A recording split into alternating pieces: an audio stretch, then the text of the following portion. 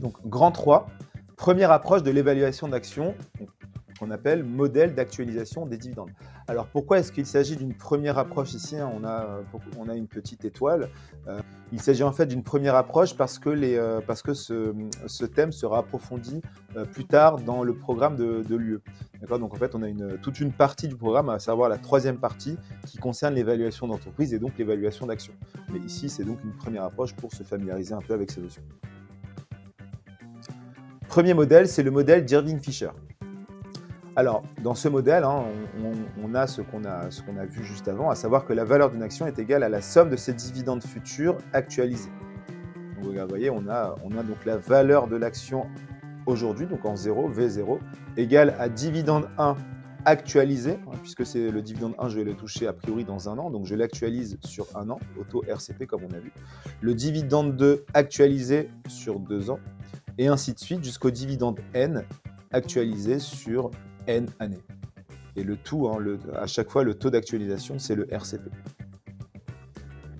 Ensuite, on peut prendre une hypothèse un peu simplificatrice, mais qui permet de faire des calculs. Hein, c'est que si tous les dividendes ont la même valeur à chaque période, nous avons alors l'équation suivante. Donc ici, on a D, puisqu'on a dit que les dividendes avaient à chaque fois la même valeur.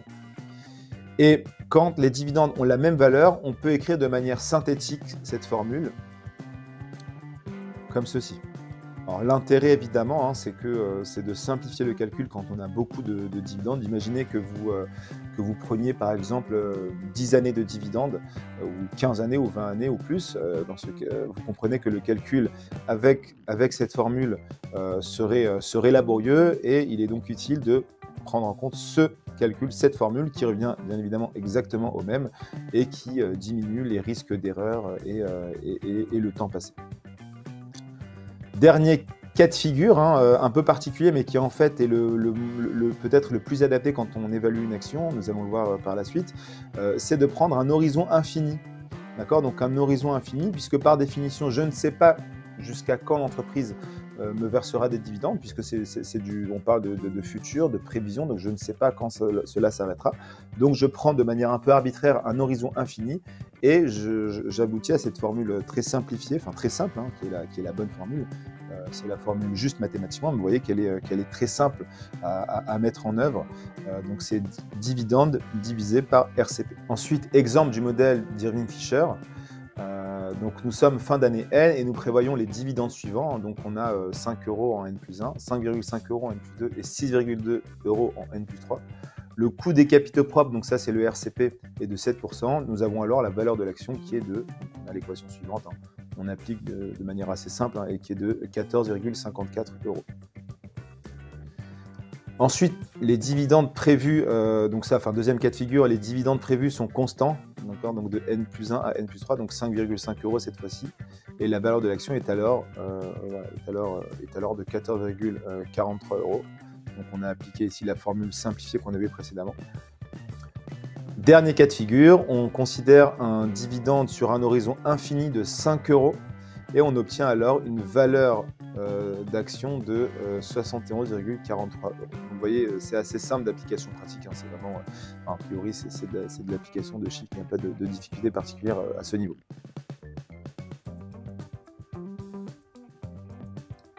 Modèle suivant, le modèle de Gordon et Shapiro. Alors, c'est un modèle qui est proche de celui qu'on a vu juste avant, mais il a une particularité qui est de prendre en compte une certaine croissance des dividendes. C'est-à-dire que dans ce modèle, on va dire que chaque année, les dividendes augmentent à un certain taux qu'on va appeler G, mais ça peut être 1%, 2%, enfin peu importe. Mais en tout cas, chaque année, les dividendes augmentent un peu, alors que ce qu'on a vu avant, c'était des dividendes soit un peu aléatoires, entre guillemets, soit constants. Mais ici, non, ici, on va prendre en compte des dividendes qui augmentent chaque année du taux G. Et on a cette équation, donc vous voyez, qui est un peu plus, entre guillemets, un peu plus compliquée que l'équation précédente dans Irving Fisher.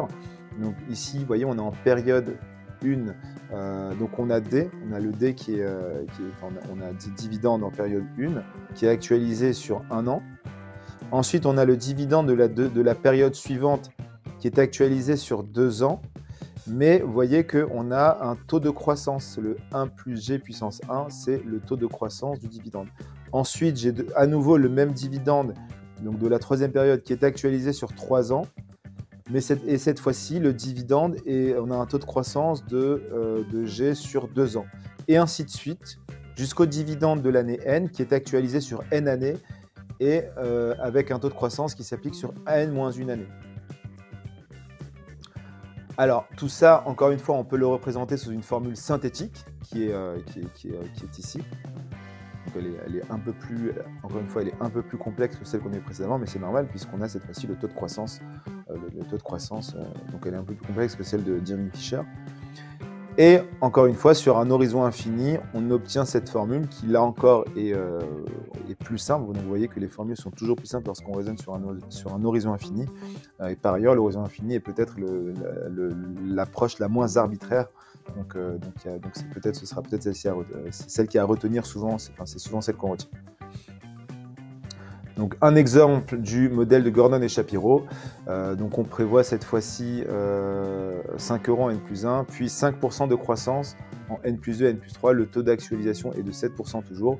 La valeur de l'action est la suivante. Donc vous voyez ici on a 5 € actualisés sur 7% sur un an. Ensuite 5 € actualisés sur 7% sur 2 ans avec un taux de croissance de 5%.